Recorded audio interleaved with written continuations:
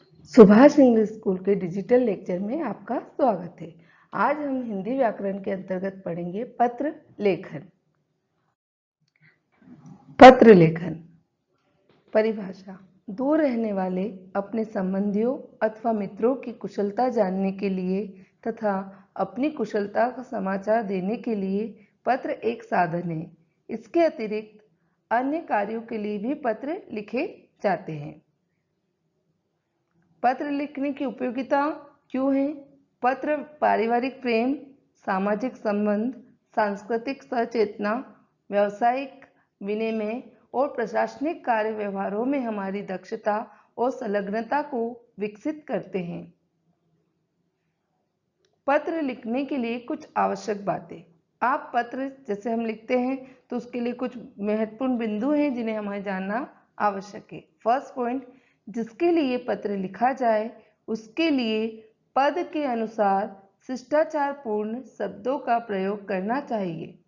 Second point, पत्र की भाषा सरल एवं शिष्ट होना चाहिए। ऐसा नहीं कि हम बड़े बड़े डिफिकल्ट शब्दों का प्रयोग करें जिससे सामने वाला हमारी बातों को ही ना समझे। इसलिए पत्र के लिए सरल और जो सारगर्भित शब्द हो उनका प्रयोग ही उचित रूप में करना चाहिए।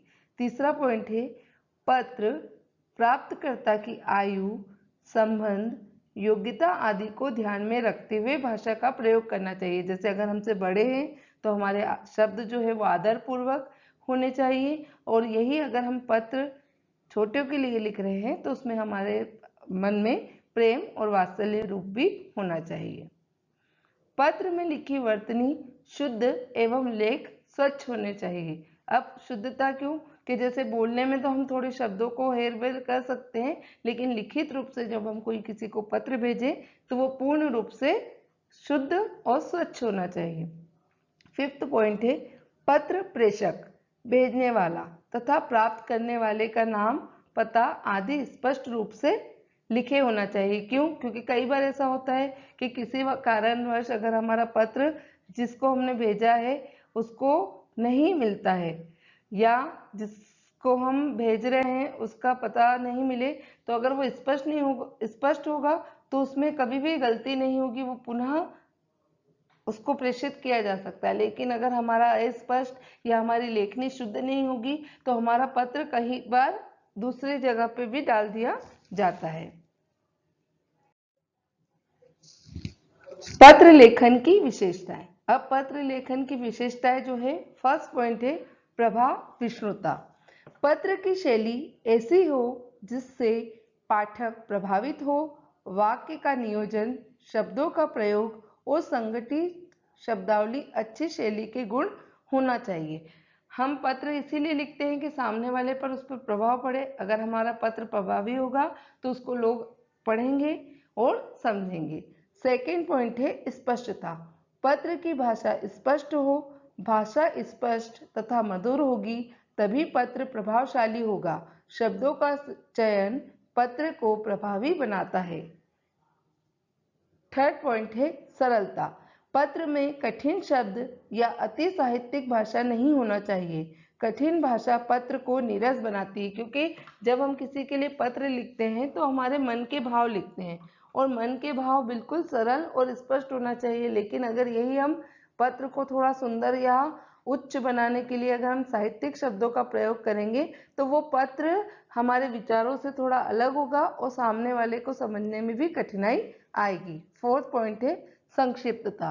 पत्र में अनावश्यक विस्तार ना हो, व्यर्थ के शब्द जाल से पत्र की ग्राह्यता बाधित हो जाती है।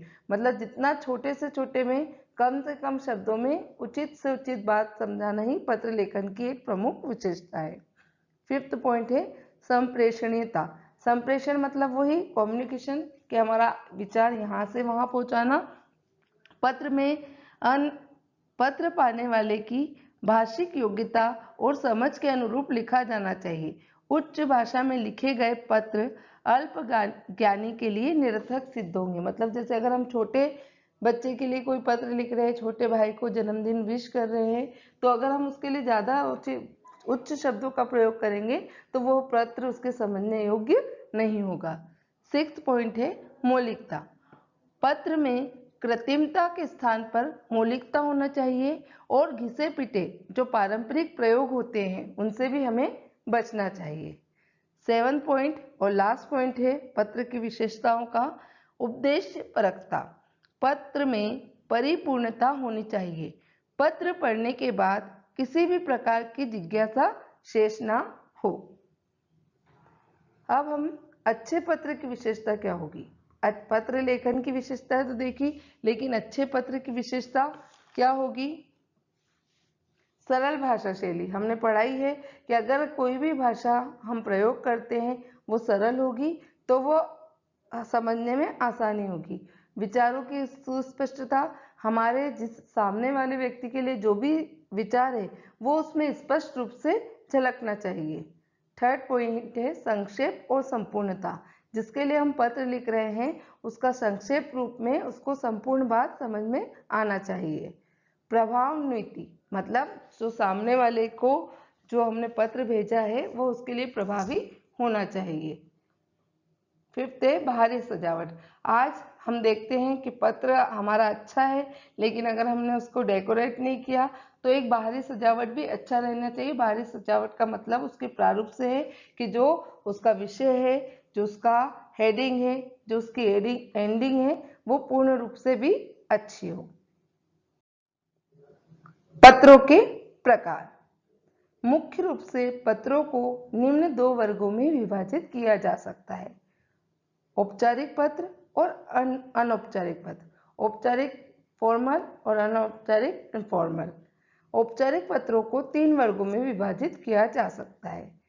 फर्स्ट है प्रार्थना पत्र, जिसके अंतर्गत अवकाश पत्र, शिकायत पत्र, सुधार या आवेदन के लिए। अब ऐसे पत्र जो हम अवकाश, जैसे आप सभी को याद होगा कि जब हम स्कूल में रहते हैं और हमें 2 दिन या 3 दिन की अवकाश चाहिए होता है तो हम उसके लिए लिखते हैं सेवा में प्राचार्य अध्यापका महोदय, सुभाष इंग्लिश स्कूल मंदसौर मध्य प्रदेश, विषय अवकाश हेतु प्रार्थना पत्र। महोदय, विनम्र निवेदन है कि मेरा स्वास्थ्य अचानक बिगड़ जाने के कारण मैं विद्यालय में उपस्थित नहीं रह सकूंगा, अतः मुझे 2 दिन का अवकाश प्रदान कर अनुग्रहित करें, धन्यवाद। तो इस तरह के प्रार्थना पत्र जो हम अवकाश, कभी शिकायत, सुधार, आवेदन के लिए जो पत्र लिखते हैं वो सब भी औपचारिक में आते हैं।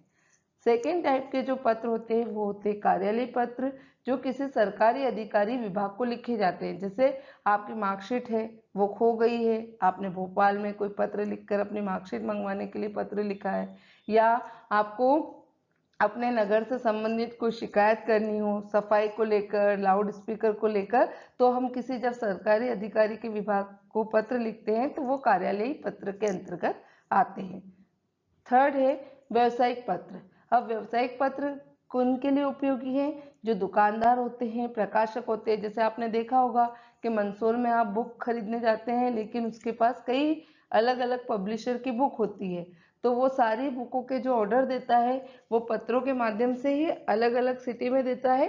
तो इसके अंतर्गत जो पत्र लिखे जाएंगे वो औपचारिक के व्यावसायिक पत्र के अंतर्गत आएंगे।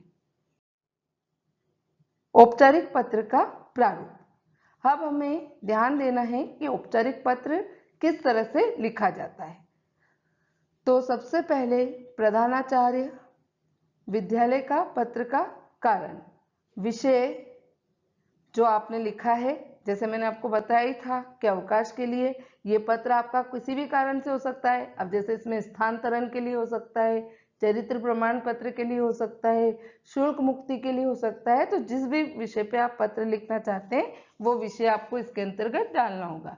फिर माननीय महोदय, आप उनसे आग्रह कर रहे हैं रिस्पेक्ट, तो माननीय महोदय, जिनके अब हमें अगले स्टेंजा में हमें पूरा पत्र लिखना है जो बात हम कहना चाहते हैं। तो इसको 2 अनुच्छेद में लिखना है। तो पहले अनुच्छेद को लिखने के बाद जब हमारा पहला पॉइंट कंप्लीट होगा उसको पूर्ण विराम लगा के सेकेंड स्टेंजा शुरू करना है।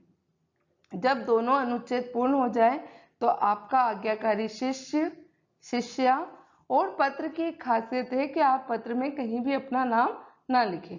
आप या तो अ ब स लिख सकते हैं या क ख ग, दिनांक और अपने साइन। अब औपचारिक पत्र का उदाहरण, पुस्तक मांगने के लिए प्रकाशक को लिखा गया पत्र, विवाह पर अवकाश के लिए प्रार्थना पत्र, स्थानांतरण होने पर प्रार्थना पत्र। अनौपचारिक पत्रों के उदाहरण। तो अभी तक तो स्टूडेंट हमने देखा औपचारिक पत्र, अब कुछ होते हैं अनौपचारिक पत्र।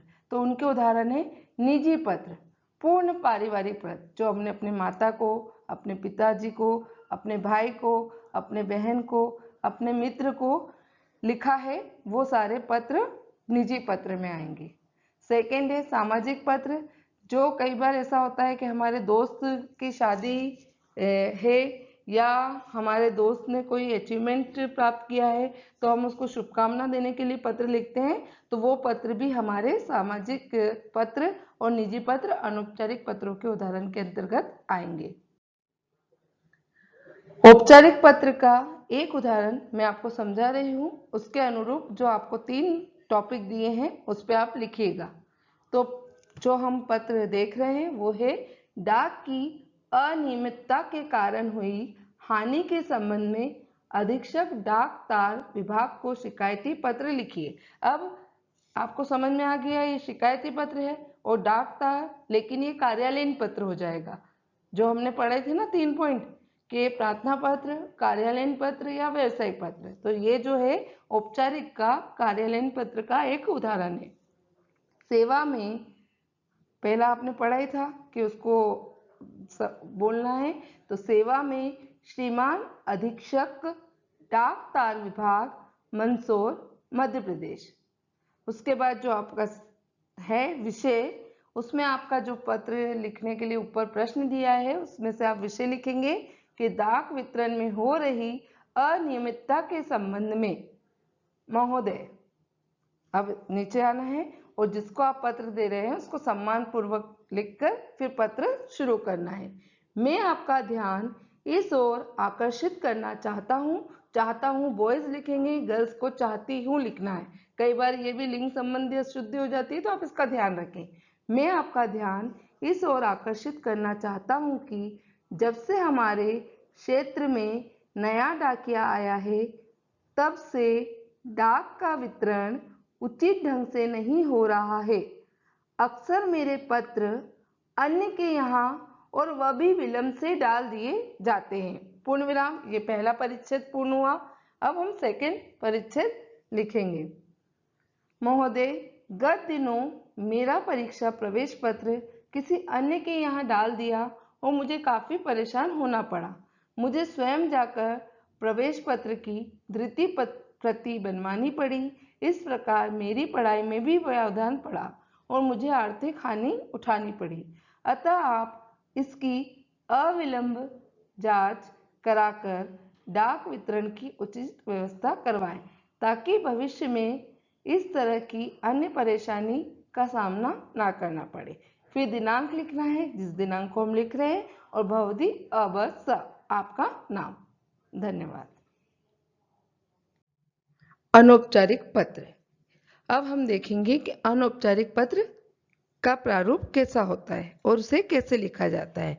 तो अनौपचारिक में हमने पढ़ा ही है, 2 तरह के पत्र होते हैं, एक होता है निजी पत्र और एक होता है सामाजिक पत्र।